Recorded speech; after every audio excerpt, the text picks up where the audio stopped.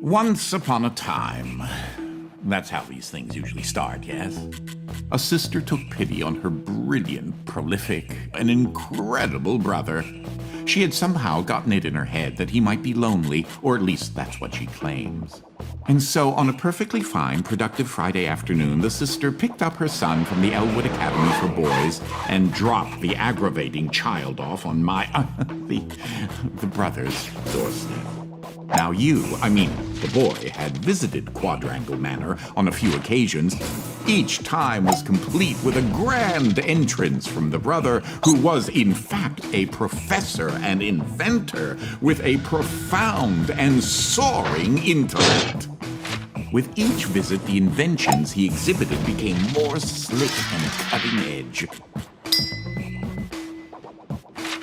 The boy eagerly awaited the revealing of the professor's latest contrivance, but this, the most captivating of visits, started a bit differently.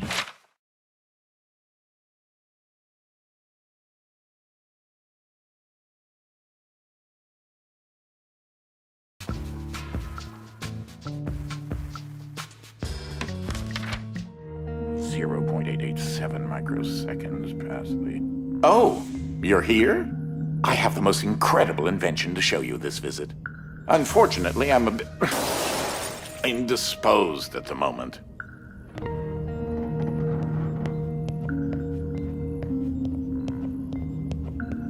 If you take your luggage into the foyer, I will join you as soon as I can.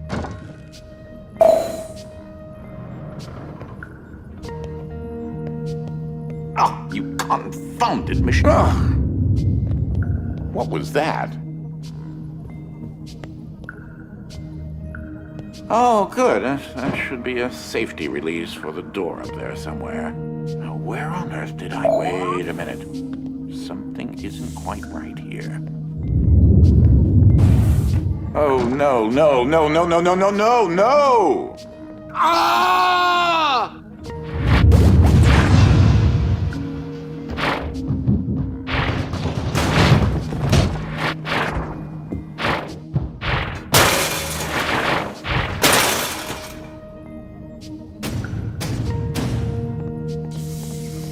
Wait, what just happened? I'm not entirely sure where I am right now. The security uplink on my watch still seems to work, so I can see you and... Hello? You can hear me, right? Jump around a bit if you can.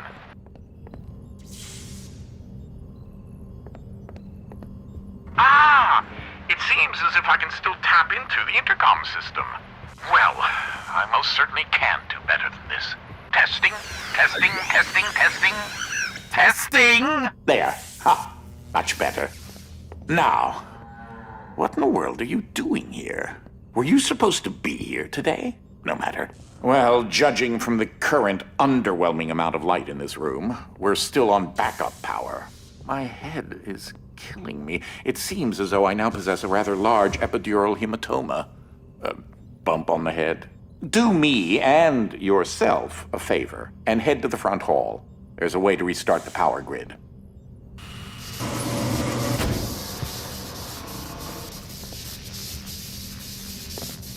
Last I remember, I was in the new technology sector, and then... I don't know. I do think the failsafe was tripped accidentally. Unfortunately, the front door will remain in lockdown until you can restore the power.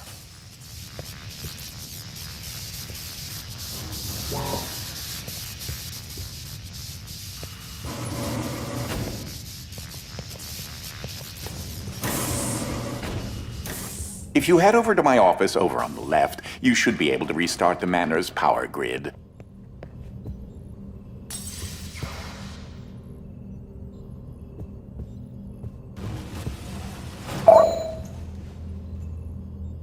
Throw that switch there. It should be the one. Well, that wasn't as effective as I'd hoped. You'll have to reactivate the generators in each sector in order to lift the current lockdown. Just, take the glove in the box with you. I wish you could see my facial expression right now, as I am not pleased. What you are holding is an early prototype of the interdimensional shift device, or IDS device for short. It's one piece of my latest invention that should come in handy. Get it? You know, because it's a glove. If you can access the generator at the back of each wing, we might be able to lift the lockdown on the rest of the house. It seems as if the breaker did unlock the blue wing.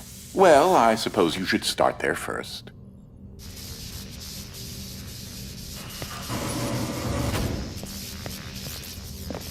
There's something I must tell you. My latest invention has required me to make a few adjustments to the house since the last time you barged in. I mean, visited.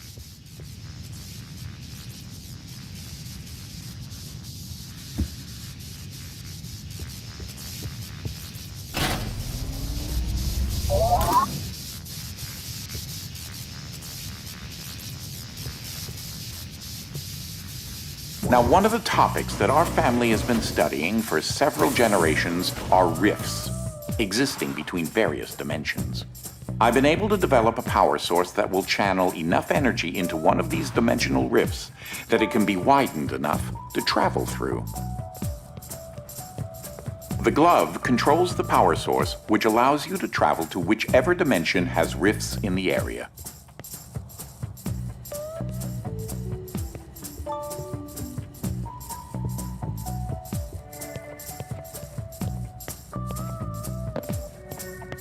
You won't have control over the ability to switch dimensions yet.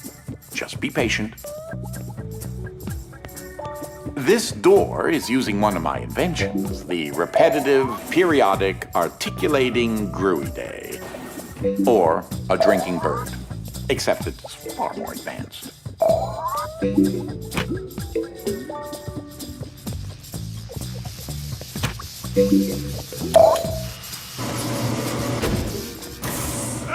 Well, because your glove is an early prototype, it has a few limitations in terms of dimension accessibility and the distance it can be from a receptacle in order to function.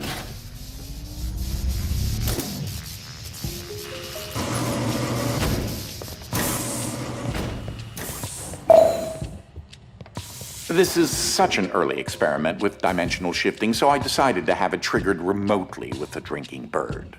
Instead of operating a door, the bird will trigger a dimensional shift.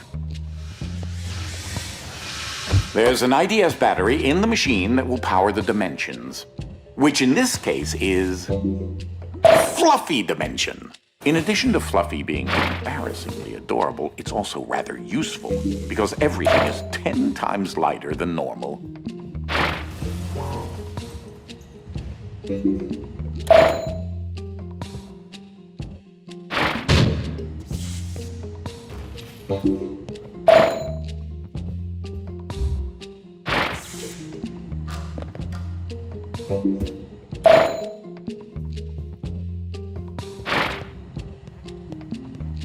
Though that looks like a regular scale, it is in fact a portable kinetic mass-to-electricity converter.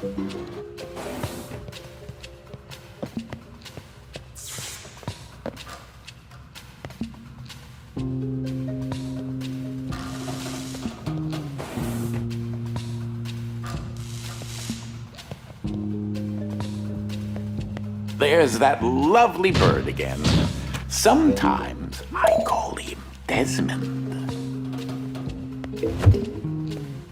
Something to note. Since you're holding a version of the IDS device, you, in fact, are not the you in an alternate dimension. Let me try that again. You remain constant, so no matter the dimension, your mass, shape, speed, and trying personality remain the same.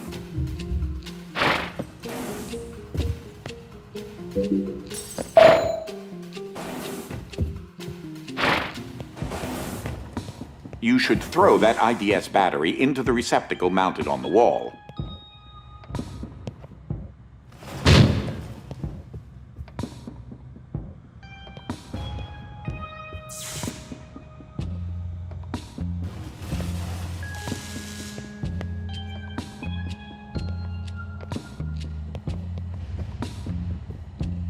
The receptacle is up on the second floor alcove.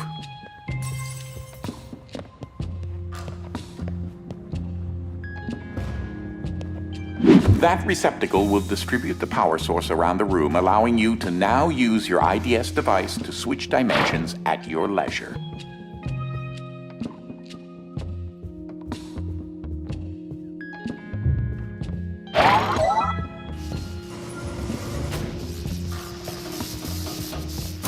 As I mentioned, dimensional rifts in the manor are magnified by the stabilizing energy from the IDS receptacle and batteries.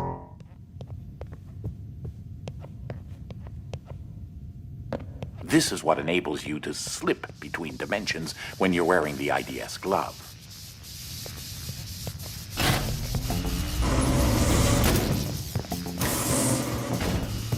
Ah, that's Dolly. Dynamic Object Linear Ligation Interface. To you, a cloning device. I like my house just simple, so I decided to add functionality to her to keep everything consistent. I'll need to tune that later.